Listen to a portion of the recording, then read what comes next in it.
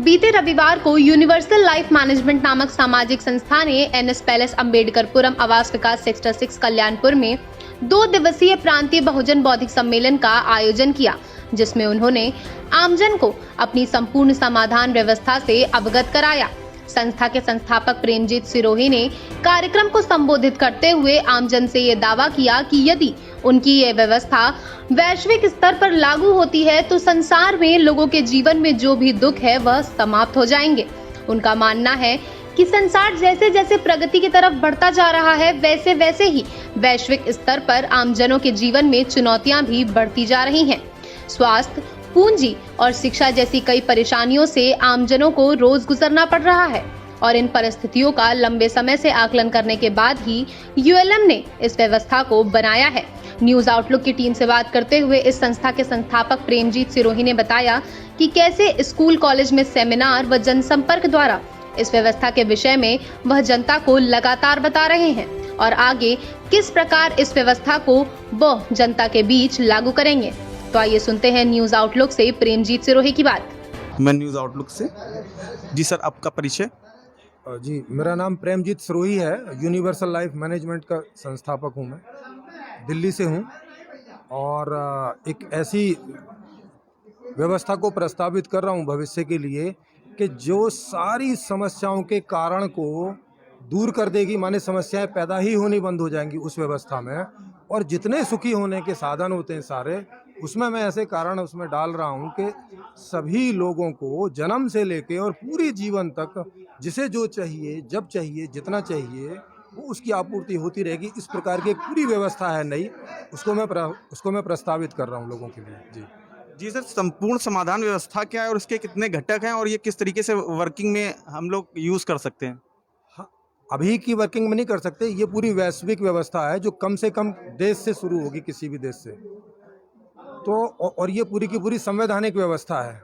ये कोई व्यक्तिगत या कोई एक कम्युनिटी टाइप की व्यवस्था नहीं है कि जैसे आप 10, 20, 50, 100, 200 लोग मिल के कर लें। ये पूरी संवैधानिक एक व्यवस्था है, पूरा एक नया प्रारूप है। तो इसको लाने के लिए होगा कि अभी हम इसको लोगों तक पहुंचा रहे हैं जगह जगह में, सारे माध्यमों से, सभी प्रकार से, कॉलेज में सेमिनार करके भी और सभी तरह से। तो जब ये आने वाले 4 से 5 सालों में 70 से 80% भारत में वोटर्स तक ये पहुंच जाएगी, तो हम लोग एक सर्वे करेंगे और लोगों से पूछेंगे कि ये जो व्यवस्था आपके पास पहुंची है, इससे क्या आप सहमत हैं, क्या इसको लाना चाहते हैं भविष्य के लिए। तो अगर 50% से ज़्यादा लोग उसमें सहमति देते हैं तो उस समय एक पॉलिटिकल पार्टी का रजिस्ट्रेशन होगा, जो उसके बाद आने वाले इलेक्शन में, लोकसभा के इलेक्शन में पार्टिसिपेट करेगी। और अगर 50% से ज़्यादा लोग उसको वोट करते हैं तो इसका मतलब होगा कि 500 से ज़्यादा सांसद लोकसभा में पहुंच जाएंगे और वो वहां जाके आज के संविधान में एक प्रस्ताव पारित करेंगे, एक कानून बनाएंगे कि जनता भी जनमत संग्रह के द्वारा कोई कानून हटा या बना सकती है, क्योंकि ये प्रावधान अभी नहीं है। ये होगा फिर उसके द्वारा, जनमत संग्रह के द्वारा पूरी नई व्यवस्था को एक्सेप्ट वो हो जाएगी लोगों के द्वारा। तो लोग अगर उसमें अपना जनमत संग्रह दे देंगे कि हमें ये नई व्यवस्था चाहिए, तो वो एडॉप्ट हो जाएगी और इसको वो रिप्लेस कर देगी। इस प्रकार से इसका लाने का तरीका है पूरा। इसके जितने भी घटक हैं किस तरीके से काम करते हैं? हाँ जी, इसमें 6 घटक हैं। पूरा कोई भी अर्थव्यवस्था के 6 घटक होते हैं।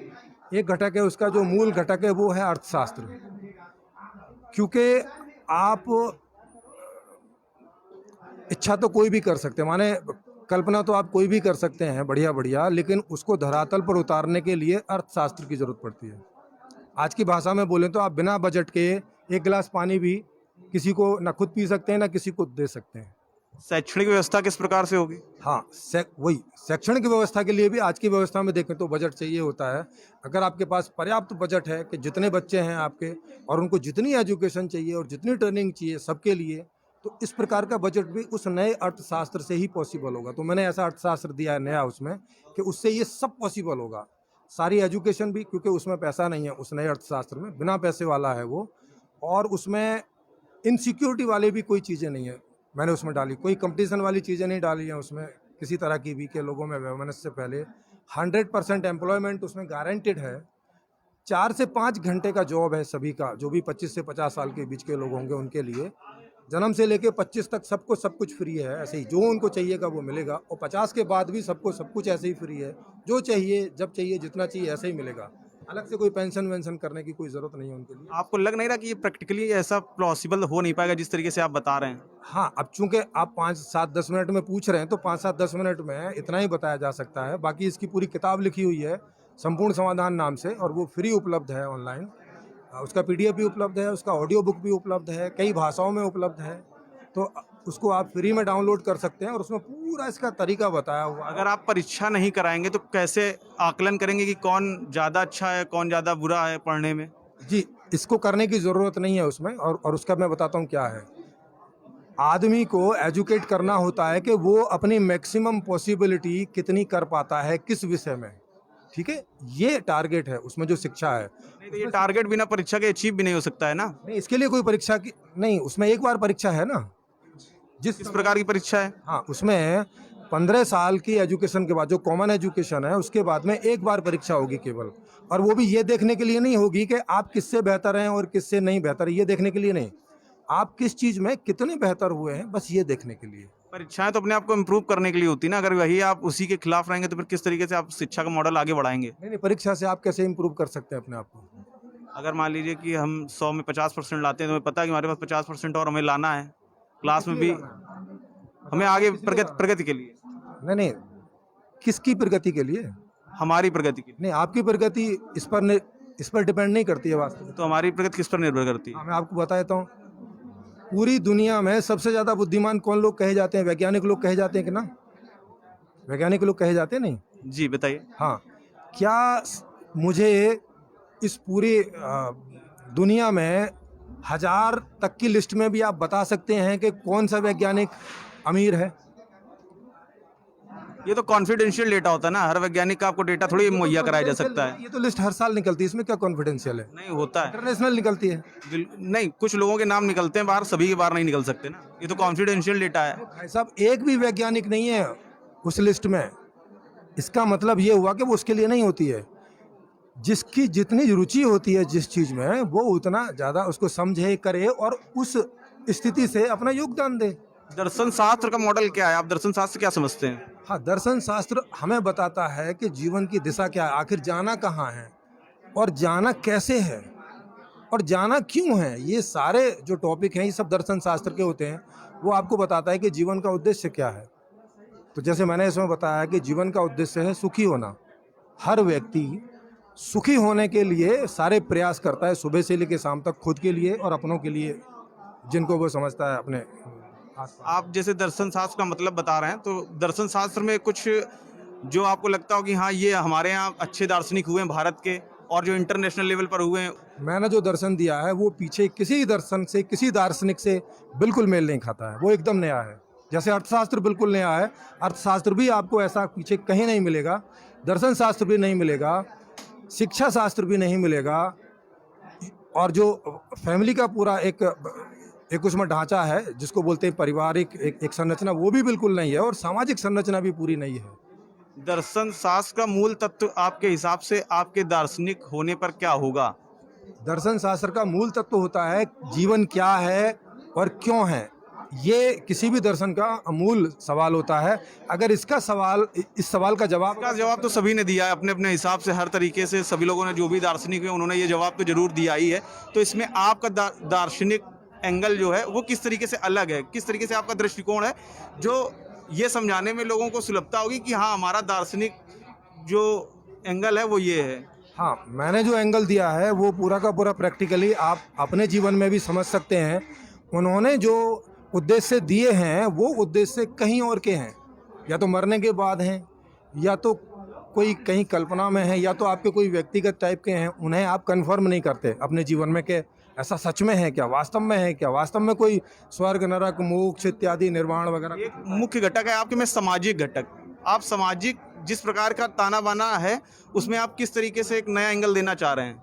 हाँ, समाज का ताना बाना ऐसा देखिए कि संबंधों में हमें अगर मैचिंग नहीं है हमारी, तो हम, अच्छा पारिवारिक पूछ रहे हैं, सामाजिक सामाजिक में सीधे सा होता है कि हर आदमी अपना पार्टिसिपेशन चाहता है दो रूपों में। एक रूप में पार्टिसिपेशन चाहता है कि वो जो करना चाहता है वो कर सके, उसके लिए समाज में उसके लिए एक प्लेटफॉर्म होना चाहिए उसके हिसाब का। और वहाँ से जो प्रोडक्ट्स एंड सर्विसेज हैं सारी, वो उसको जब इच्छा हो, जितनी इच्छा हो, जबकि हो, वो उसे प्राप्त हो सकें, इस प्रकार की व्यवस्था हो। हर आदमी एक ऐसा सामाजिक ढांचा चाहता है कि ये दोनों चीज़ें उसको उसकी इच्छा के अनुरूप सदैव पूरी होती रहनी चाहिए। सामाजिक एंगल में आरक्षण नाम का कुछ है आपके में? नहीं, उसकी कोई ज़रूरत ही नहीं है। जब आपकी जॉब की गारंटी है, आपके प्रोडक्ट्स एंड सर्विसेज हर चीज़ की, हर सारी सुख सुविधाओं की गारंटी है, तो उसकी ज़रूरत ही नहीं है। आपको लगता नहीं कि कुछ जो पिछड़े हैं, दलित हैं, जो बहुत समाज से पीछे छूट गए हैं, उनके लिए कुछ ऐसी सुविधा हो कि वो समांतर लाइन पे आ सकें? सर, पहले दिन से वो समान हो जाएंगे सबके, पहले दिन से। किस तरह से? हाँ, इसमें एक ट्रांजिशन फेज दिया है इसमें। उसके लिए 2 वीडियो भी हैं, अगर आप मेरे यूट्यूब चैनल पर जाके देखेंगे तो ULM हिंदी पर। तो उसमें मैंने इसका ट्रांजिशन फेज है कि वहाँ पे हर एक को यूनिवर्सल बेसिक इनकम के माध्यम से सबकी जो मांग करने की शक्ति है वो इतनी हो जाएगी कि वो जो मांग करना चाहता है कर सकेगा, जब तक ये व्यवस्था से उस व्यवस्था में हम शिफ्ट नहीं होते। उस व्यवस्था में पहुंचने के बाद आपको मांग करने का ऐसे ही अधिकार है। वहाँ पैसा उस सिस्टम में नहीं है, आपको जो चाहिए आप ऐसे ही मांग कर लेंगे, आपको मिल जाएगा। ऐसे करके सब बराबर है वहाँ। बहुत अच्छा लगा आपके साथ बात करके। आइए अब सुनते हैं इस विषय पर यूएलएम के सह संस्थापक मुकुंद भाई पटेल की न्यूज आउटलुक से बातचीत। जी सर, आपका नाम? मेरा नाम मुकुंद भाई पटेल है। मैं गुजरात से हूँ और मैं ULM संस्था के अंदर सह संस्थापक के रूप में हूँ। जी सर, इस संस्था के बारे में कुछ 2 शब्द। यूनिवर्सल लाइफ मैनेजमेंट एक ऐसी संस्था है जो कि अभी आज की वैश्विक जो समस्याएं हैं उसके ऊपर बात कर रही है। सिस्टम के अंदर बहुत सारे ट्रस्ट, संस्थाएं, संगठन हैं और बहुत सारे ऐसे बुद्धिमान लोग हैं जो आज वैश्विक समस्याओं से जूझ रहे हैं और उसके समस्याओं के निवारण के लिए प्रयत्न कर रहे हैं। ऐसे सभी बुद्धिमान लोगों को एक छत के नीचे लाके यूनिवर्सल लाइफ मैनेजमेंट सिस्टम की समस्याओं के ऊपर ठोस बातचीत कर रही है। उसके मूल कारण क्या है, किस प्रकार से हम उस समस्या के कारण परेशान हो रहा है, एक एक यूनिट जैसे कुटुंब या समाज या शिक्षण व्यवस्था या राजनीति व्यवस्था, किस तरह से वो समस्या को परमानेंटली सुलझाया जा सके, टेम्पररी नहीं बल्कि परमानेंटली सॉल्यूशन आ सके। इसलिए उसके जो मूल कारण है उस कारणों के ऊपर बातचीत करना और नई व्यवस्था के ऊपर उसको उकेल के रूप में या समस्या के समाधान के रूप में समाज के बीच में रखना, ये दोनों काम जो है वो यूनिवर्सल लाइफ मैनेजमेंट अभी कर रहा है। ठीक है सर, बहुत बहुत धन्यवाद। ऐसी ही खबरों के लिए हमारे चैनल को आज ही सब्सक्राइब करें और कमेंट बॉक्स में हमें अपना सुझाव जरूर भेजें। धन्यवाद।